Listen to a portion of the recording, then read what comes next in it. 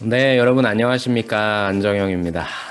일주일이 또 후딱 갔어요. 벌써 마지막 금요일입니다. 일주일 동안 고생하신 여러분들 진심으로 수고 많으셨고요. 오늘은 여러분들과 함께 여러분들이 좀 어떤 마인드를 가지면 조금 좋을지 같이 한번 좀 기사를 통해서 알아보는 시간 갖도록 하겠습니다. 오늘 같이 볼 기사는 여러분들이 질문도 좀 많이 하시는 건데요. 바로 이 내용입니다.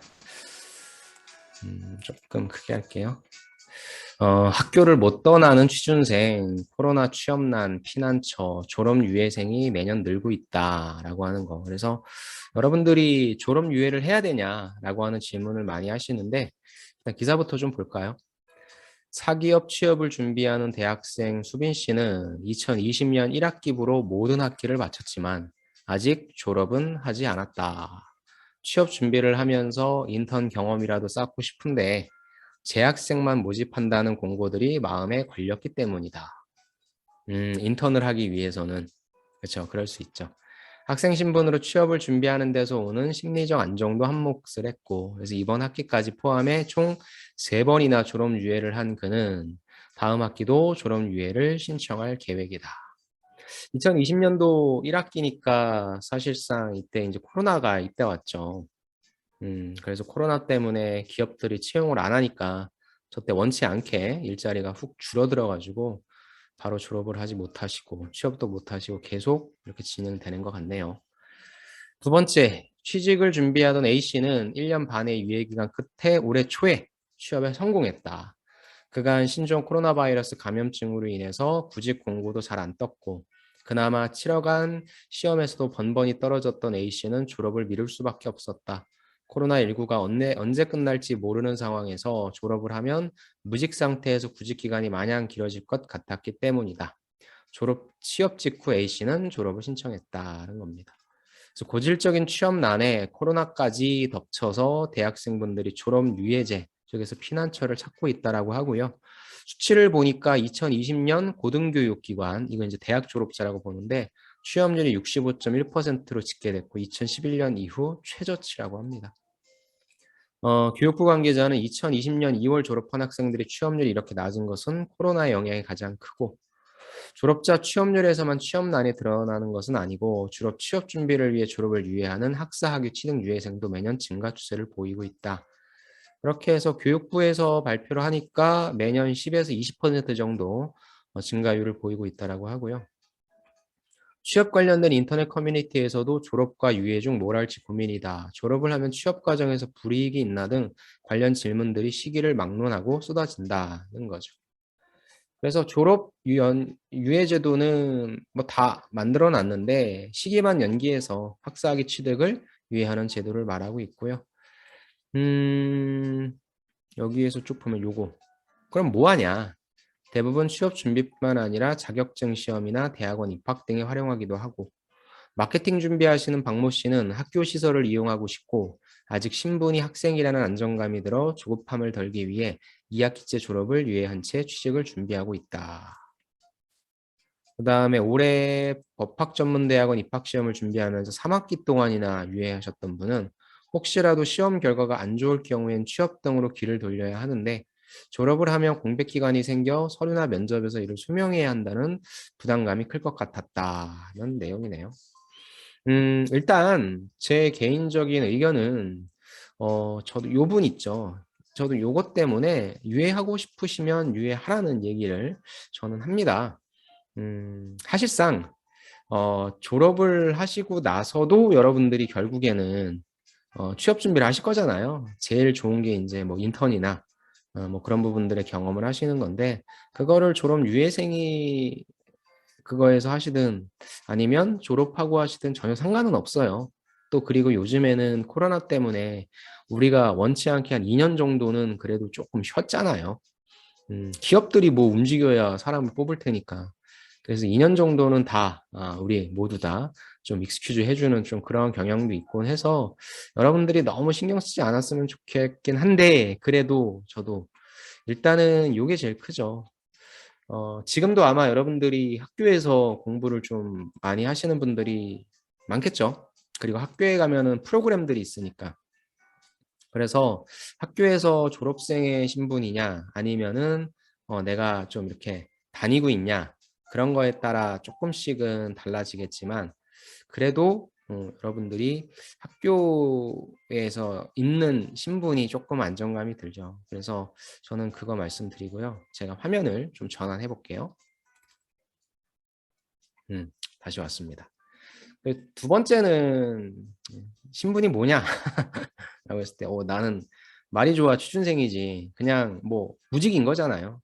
그래서 그런 데서 오는 좀 뭐라고 할까요? 좀 상실감 뭐 이런 부분들이 좀 큽니다. 평상시에는 안 와요. 평상시에는 안 오는데 여러분들이 좀 되게 딥하게 슬퍼질 때가 있습니다. 뭔가 일도 잘 안 풀릴 때도 있고 그냥 마냥 짜증날 때 그런 때 조금 위험하게 들어가다 보면 정말 왜 이럴까 막 그런 고민도 많이 하시거든요. 그래서 저는 누구 남한테 보여주려고 졸업 유예를 한다, 졸업을 한다 이런 게 아니라 철저하게 여러분들 입장에서 내가 그런 거 별로 상관없다라고 하시면 졸업 유예를 하시던 졸업을 하시던 하시고 내가 그런 것들이 좀 상관이 있다라고 한다면 아무래도 졸업 유예를 하시는 분들이 많겠죠. 그렇게 하시는 게 좀 좋을 것 같아요. 취준생이 왜 힘드냐면 여러분들이 온전히 스스로 이제 결정을 해야 되기 때문에 그래요. 무슨 말이냐면 이전에는 여러분들의 인생에 누군가 개입하죠. 바로 여러분들의 부모님일 확률이 제일 크죠. 대한민국은 대학교까지가 최종 목적지라고 생각하는 분들이 많죠. 열심히 공부해서 좋은 대학교 가야 된다. 근데 이제 좋은 대학교를 가는 것 플러스 뭐 할 건데? 라고 하는 이 질문에 대한 답도 해야 되는데 아직까지도 그 대학교 그 여러분들 찾아보시면 교육하는 거 보시면 다 그냥 학교잖아요. 그래서 그게 전 좀 안타깝고요. 그렇게 부모님들의 어떤 의견이 좀 개입되면서 여러분들이 뭐 원치 않게 아니면 원했던 원치 않건 지금의 대학교와 전공으로 들어가셨을 거고 그다음부터는 오롯이 내 몫이에요. 그래서 저는 취준생 분들이 취업이 안 된다라고 하는 그런 것 때문에도 힘들겠지만 온전히 내가 결정을 해야 된다. 내가 결정하는 게 뭐가 그렇게 힘든 거냐? 그 결정에 대한 책임도 내가 져야 된다는 게 너무 커지는 거죠. 진짜 그래서 누군가 옆에서 해줬으면 좋겠고 그래서 조언도 듣곤 하는데 저는 그게 이제 진짜 여러분들이 좀 어른이 되어가는 거라고 생각을 합니다. 내가 충분히 고민하고 분석하고 해서 내린 결정. 그래서 어떤 결과가 오든지 간에 그거에 대한 책임은 내가 지겠다라고 하는 그런 부분인 거죠. 그래서 저는 좀 그렇게 여러분들이 의사결정을 내리려면 많이 사례를 분석해 봐야 되잖아요. 그러려고 한다면 저는 좀 좋은 사람들을 많이 만났으면 좋겠어요. 그 좋은 사람이라 하면 뭐 좋은 결과를 내는 사람도 있겠지만 좀 긍정적인 사람들 있잖아요. 예, 제가 세상을 좀 살아보니까 긍정적으로 생각하는 사람이 잘 살더라고요. 잘 사는 게 부자로 사는 거는 아닙니다. 구별은 돼야 되는데 인생을 즐겁게 잘 사는 사람들이 긍정적으로 생각하는 분들이 좀 많은 것 같더라고요. 그래서 하나라도 감사할 수 있고 하나라도 만족하면서 그렇게 사는 사람이 있고 나는 고작 나는 이따위 걸이라고 생각하시는 분들은 회사 들어가셔서도 그렇게 좀 될 확률이 많기 때문에 저는 가급적이면 여러분들이 그러한 고민, 결정 내리실 때는 좀 긍정적인 분들을 좀 많이 만나면서 여러분들이 좀 긍정적인 에너지 그런 것들을 좀 많이 부여받으시면 좋을 것 같아요. 왜냐하면 이게 또 긍정적으로 생각한다고 해서 긍정적인 결과가 바로 오는 건 아니잖아요.